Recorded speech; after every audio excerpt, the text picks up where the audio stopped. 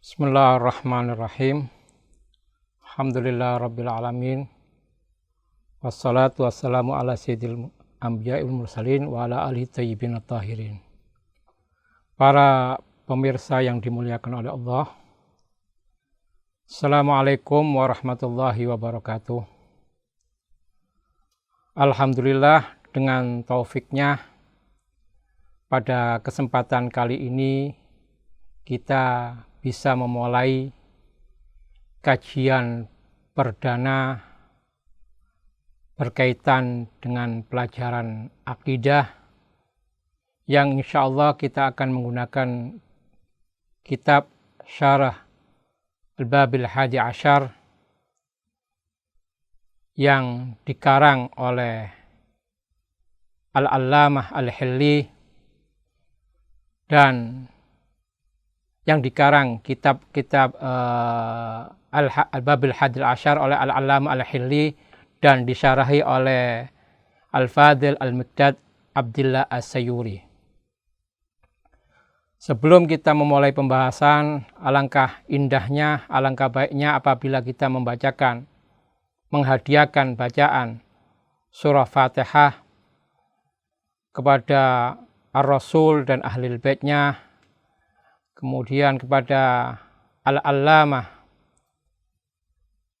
Al-Hilli qaddasallahu sirrahu dan kepada pensyarahnya Al-Fadil Al-Miqdad Abdillah As-Sayuri, dan tak lupa pula kepada muassis Ma'had Al-Islami Al-Allamah Al-Ustadz Husain bin Abu Bakar Al-Habsyi.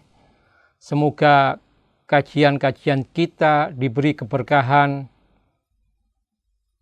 diberi kelancaran, dan dapat memberi manfaat kepada kita semua, kemudian kita dapat mengamalkannya. Al-Fatihah ma'as salawat. Allahumma salli ala Muhammad wa ali Muhammad. A'udzubillahi minasyaitonirrajim. Bismillahirrahmanirrahim. Alhamdulillahi rabbil alamin. Ar-Rahmanirrahim. Maliki yaumiddin. Iyyaka na'budu wa iyyaka nasta'in. Ihdinas siratal mustaqim. Siratal ladzina an'amta 'alaihim ghairil maghdubi 'alaihim waladdallin. Sebelum kami masuk kepada substansi pembahasan dari kitab, izinkanlah kami memberikan prolog, memberikan pengantar berkaitan dengan kajian akidah, agar ada gambaran bagi kita semua berkaitan dengan urgensinya, pentingnya kita melakukan kajian-kajian akidah atau yang disebut juga dengan pandangan dunia. Para pemirsa yang dimuliakan oleh Allah, setiap manusia yang melihat realitas ini, melihat dunia ini, pasti akan terlintas di pikirannya beberapa pertanyaan yang fundamental, yang mendasar, seperti siapakah yang menciptakan realitas ini? Kemudian pertanyaan yang lain, bagaimana akhir dari perjalanan kehidupan kita ini? Apakah berakhir dengan kebinasaan dan ketiadaan? Ataukah kehidupan ini akan terus berlanjut, hanya pindah dari satu episode kehidupan menuju episode kehidupan berikutnya? Dan pertanyaan yang tidak kalah pentingnya yaitu, jalan manakah yang terbaik untuk kita tempuh selama kita hidup di dunia ini? Tentunya dari pertanyaan-pertanyaan yang paling mendasar ini berkembang pertanyaan-pertanyaan yang lainnya. Dari sinilah lahir pandangan-pandangan dunia. Secara global, pandangan dunia terbagi menjadi dua kelompok besar.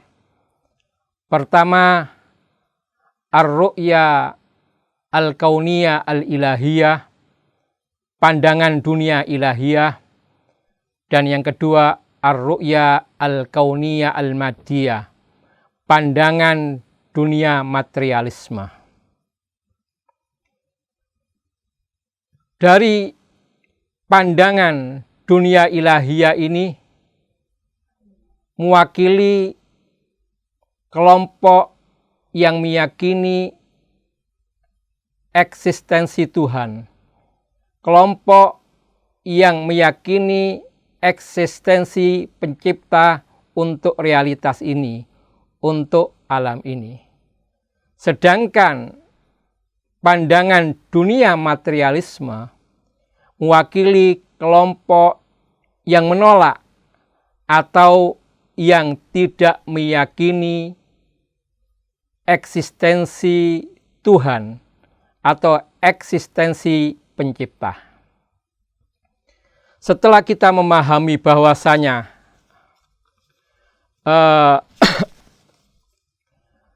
ada dua pandangan dunia, yaitu ar-ru'ya al-kauniyah al-ilahiyah dan ar-ru'ya al-kauniyah al-maddiyah, pandangan dunia ilahiyah dan pandangan dunia materialisme. Pertanyaan berikutnya adalah sejauh mana urgensinya, sejauh mana pentingnya kita melakukan kajian-kajian akidah. Karena mungkin pandangan dunia ini dalam dunia kita, dalam dunia Islam, itu lebih dipahami dan lebih dikenal dengan akidah. Tentunya jawabannya kajian-kajian pandangan dunia ini adalah sesuatu yang sangat-sangat penting. Karena apa? Karena manusia memiliki fitrah. Fitrah ini adalah sifat yang dimiliki oleh setiap manusia, siapapun, dimanapun, dan kapanpun. Dan sifat daripada fitrah ini adalah berusaha mencari kesempurnaan-kesempurnaan. Maka untuk mampu mendeteksi kesempurnaan yang hakiki, bukan kesempurnaan yang semu, tentunya kajian-kajian pandangan dunia, kajian-kajian akidah merupakan sebuah keniscayaan. Para pemirsa yang dimuliakan oleh Allah, manusia dengan fitrahnya akan terus mencari dan mencari kesempurnaan yang bersifat maddi, yang bersifat materi, ataupun kesempurnaan-kesempurnaan yang bersifat maknawi atau non-materi, seperti kesempurnaan moral, kesempurnaan jiwa, dan lain sebagainya. Sebagian manusia mempersepsi bahwasanya harta adalah kesempurnaan, maka mereka tidak pernah mengenal waktu untuk mencarinya. Mereka menerjang semua norma-norma demi mendapatkan harta tersebut. Sebagian orang lagi mempersepsi bahwasanya jabatan yang tinggi, kekuasaan itu adalah kesempurnaan, maka dengan ambisinya dia menubruk semua fasilitas demi menggunakan semua fasilitas baik yang dibenarkan ataupun yang tidak dibenarkan demi meraih kekuasaan atau jabatan yang tinggi tersebut. Dan tentunya lebih dari itu, manusia bukan hanya berusaha mencari kesempurnaan yang bersifat materi, tapi manusia juga berusaha mencari kesempurnaan yang bersifat maknawi, non-materi, kesempurnaan moral, kesempurnaan jiwa, dan lain sebagainya. Sehingga sering kita mendapatkan manusia berusaha menyembunyikan kekurangan individualnya ataupun kekurangan sosialnya. Manusia tidak suka, tidak senang disebut dengan kikir, walaupun pada dasarnya, pada hakikatnya dia kikir. Dia akan lebih bangga dan senang apabila disebut orang yang dermawan. Manusia akan marah apabila dikatakan pengecut, dan sebaliknya, dia akan senang hati, akan berbangga apabila dikatakan seorang yang pemberani. Begitulah fitrah manusia akan terus berusaha mencari kesempurnaan, baik yang bersifat maknawi atau bersifat maddi. Sebelum kita membahas korelasi atau hubungan antara fitrah manusia yang selalu berusaha mencari kesempurnaan dengan pandangan dunia, maka alangkah baiknya kita terlebih dahulu memahami apakah fitrah dan apakah karakteristiknya. Sifat manusia itu secara global terbagi menjadi dua. Ada sifat iktisabiyah. Sifat ini tentunya dimiliki oleh sebagian orang dan tidak dimiliki oleh sebagian orang yang lainnya. Apakah sifat iktisabiyah itu? As-sifat al-iktisabiyah sifatun wa khasaisu lam tulazim al-insan mundu bid'i khilqatihi wa inna maktisabuha bitajrid mislul qira'a wal kitabah. Sifat iktisabiyah itu adalah sifat dan kekhususan yang tidak selalu menyertai manusia. Tapi dia didapatkan melalui sebuah proses atau bertahap, seperti membaca dan menulis. Seorang disifati dengan penulis atau disebut dengan penulis tentunya apabila dia memiliki karya-karya tulis. Seseorang yang tidak memiliki karya-karya tulis tidak layak untuk diberi predikat atau disebut dengan seorang penulis. Tentunya untuk menjadi seorang penulis butuh proses yang harus dilewati, butuh tahapan-tahapan yang harus dilewati. Oleh karena itu sifat penulis tidak bisa disandang oleh semua orang.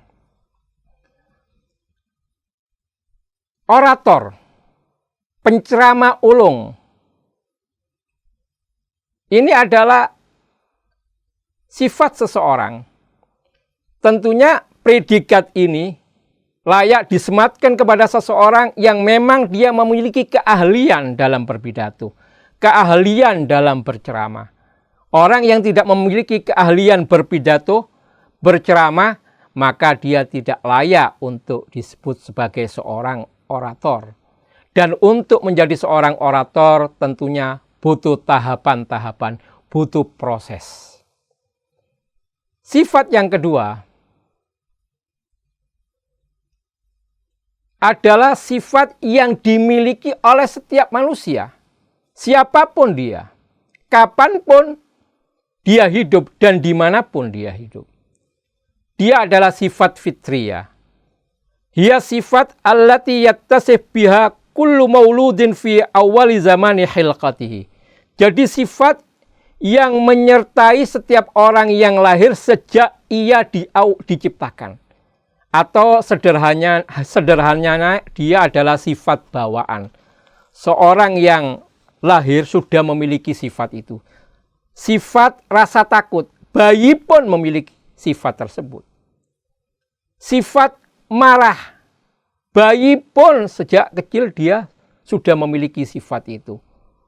Hubbul istitla, rasa ingin tahu, itu pun dimiliki sejak anak itu baru dilahirkan. Walaupun menurut pakar, hubbul istitla itu mulai kelihatan tanda-tandanya itu setelah anak berusia 2,5 tahun. Dengan beberapa contoh yang diberikan oleh para pakar. Tapi paling tidak, semua ketika baru lahir sudah memiliki itu.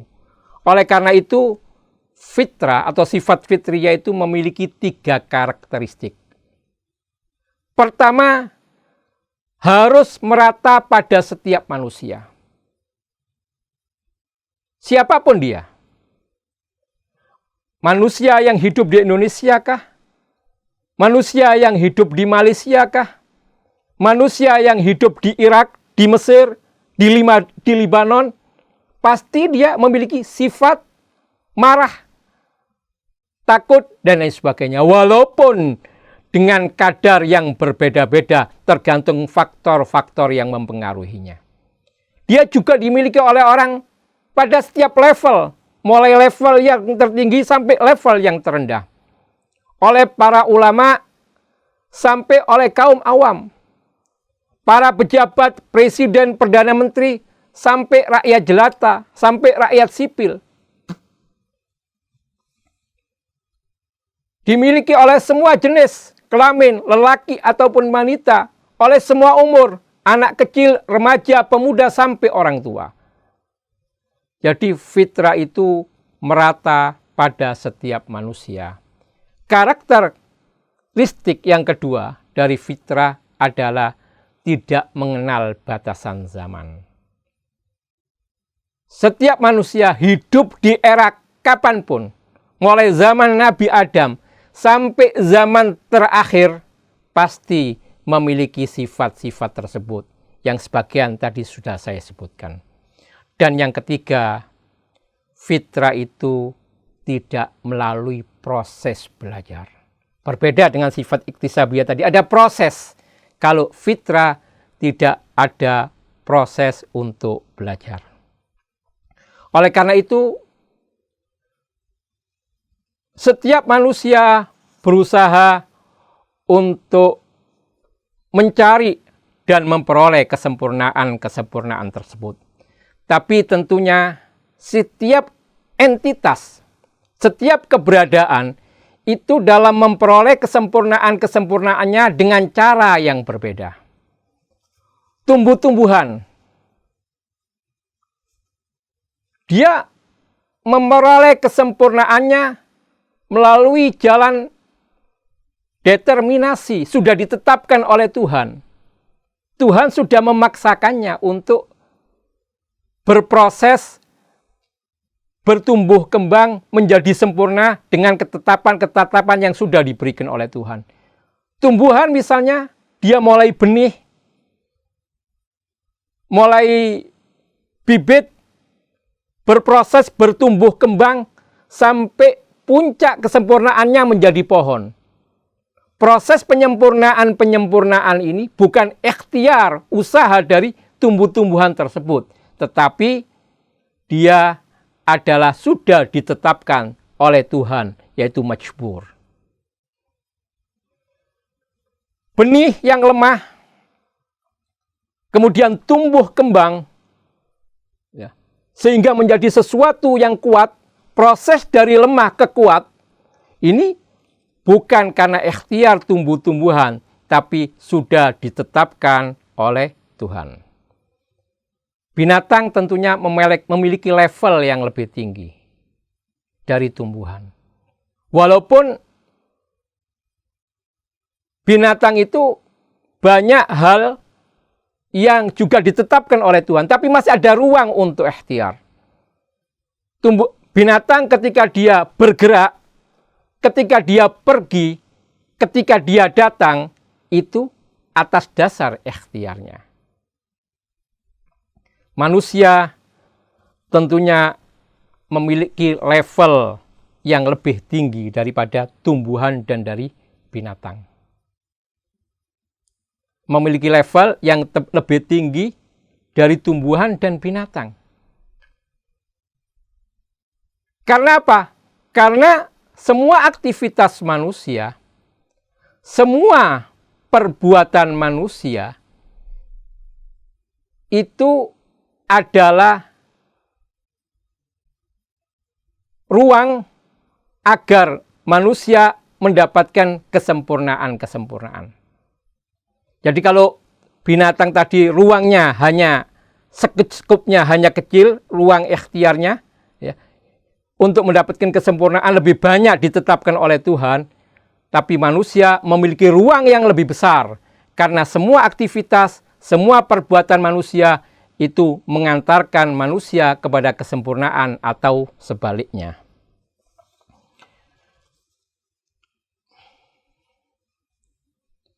Oleh karena itu, perbedaan yang ada pada aktivitas manusia, pada perbuatan-perbuatan manusia,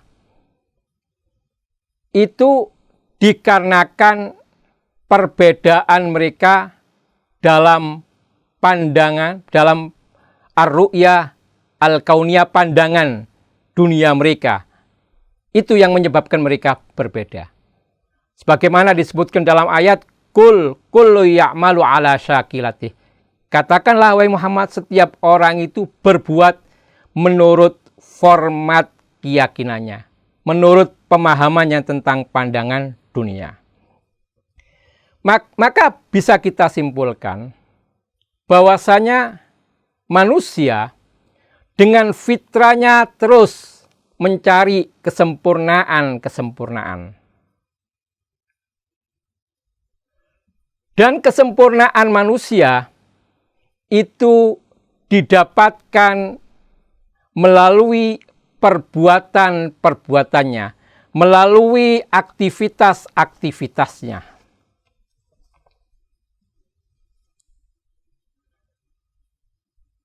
Maka kita juga melihat lebih jauh perbuatan dan aktivitas manusia itu sangat dipengaruhi oleh pandangan-pandangan dunianya. Oleh karena itu, sangat penting agar kita bisa sampai kepada kesempurnaan yang hakiki, bukan kesempurnaan yang semu. Karena pandangan dunia itu mempengaruhi pemikiran kita dan perbuatan kita, ya. Dibutuhkan kajian-kajian berkaitan dengan pandangan dunia atau akidah, sehingga kita bisa mencari tahu dari kajian-kajian itu manakah pandangan dunia yang benar, sehingga upaya-upaya kita untuk menemukan kesempurnaan yang hakiki itu bisa kita dapatkan. Insya Allah dengan kajian yang berikutnya, maka pembahasan kita berkaitan dengan pandangan dunia ini dan urgensinya akan lebih jelas. Wabillahi taufiq wal hidayah, waridha wal inayah. Wassalamualaikum warahmatullahi wabarakatuh.